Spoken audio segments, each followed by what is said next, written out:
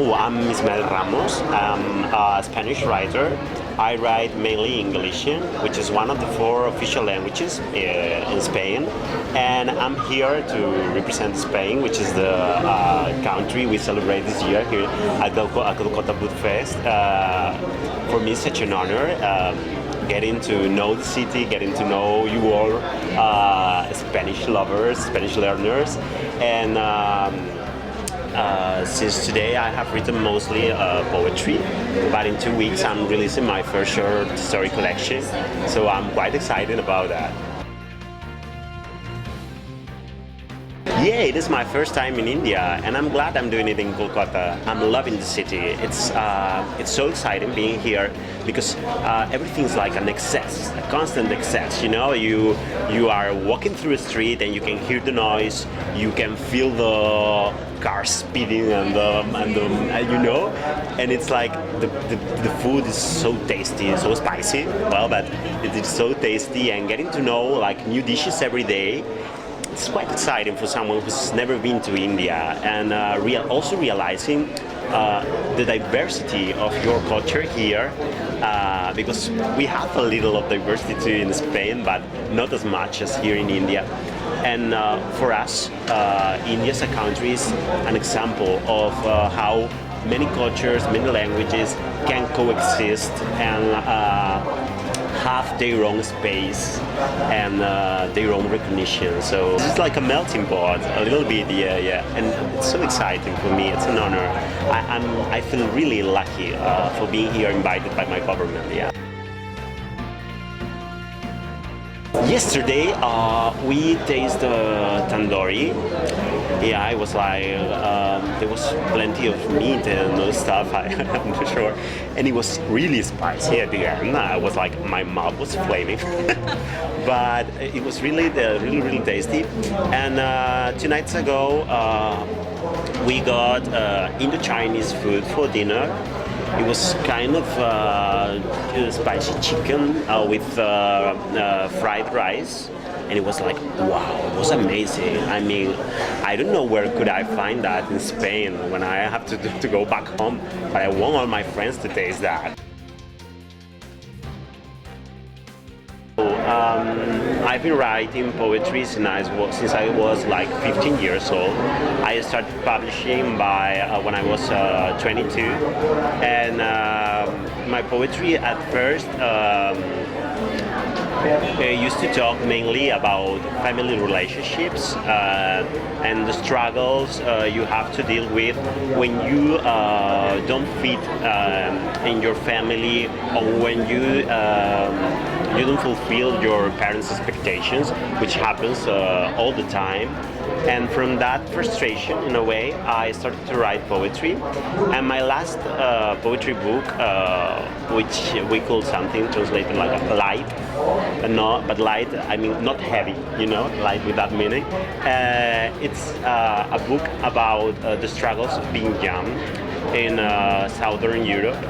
And yeah, it's a book about my group of friends when we were like 25, 26.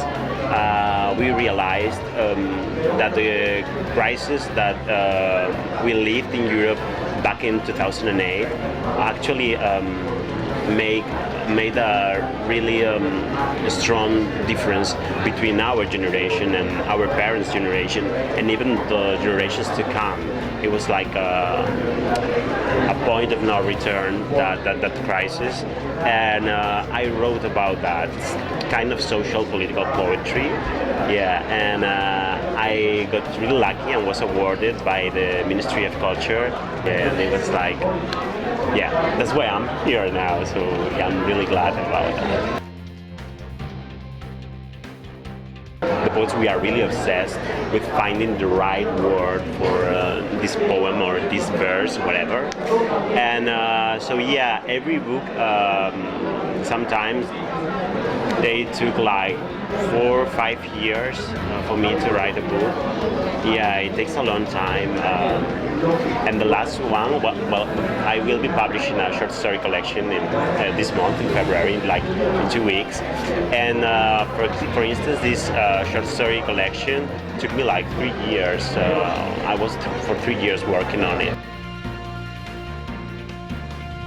I was really lucky because I was born in the 90s, in 1994, and we got the chance to read a lot of women writers and a lot of translation from minorities all over the world, which wasn't impossible in Spain during the dictatorship, for instance.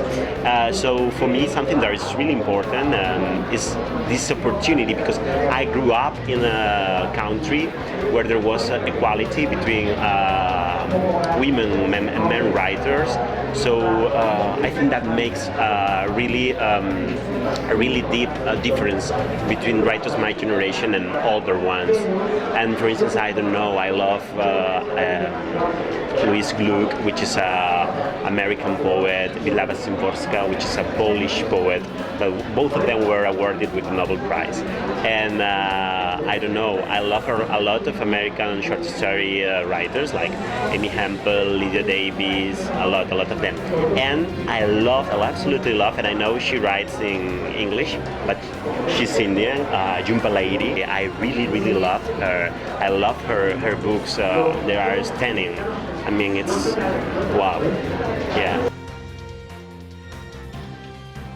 My favorite author in Spain, I think I'm going to say, it's a tricky question, this, because for us Spanish, I think it's a little bit more difficult to choose.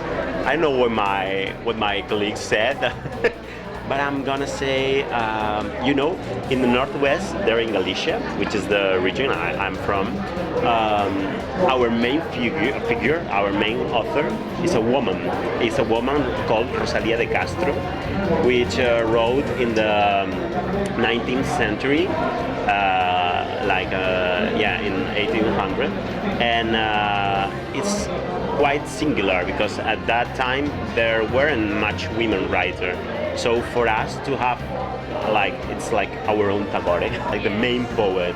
And for me, the fact she's a woman, it makes a difference for us Galician from the rest of Spain. So I'm going to choose her. The fair, for me, this fair is really different from European ones, because here people is not afraid of asking you for things. Indian people are all really friendly. We have noticed that since the first day we came to the airport. It was like, you are so friendly, so kind people, and it's so easy talking with you, and you start asking for something, and it's like you can have a whole conversation with an absolutely unknown people. Yeah. So I would highlight that your character as a country. It's amazing, and yeah, you've been so friendly. You asked for our work, for our literary work, for Spanish culture, Spanish people, Spanish language. You even asked for for a picture or whatever, and you always do it like with a smile and being really friendly. So I would highlight that, and also that there's kind of a cultural shock when you came to India for the first time, because it's like so different from Spain in a way. So I would say that, I'm sure this experience this week here in Kolkata, it's going to change my point of view about things, because for me, being in touch, having the opportunity to be in touch with such a different culture in such a different country, it always, even if I don't know if I will write about India or about this week, but even if I don't do that, I'm sure this experience is going to be somehow in whatever I write next. I'm sure. I'm absolutely sure about that. Thank you so much for having me. It's been a pleasure.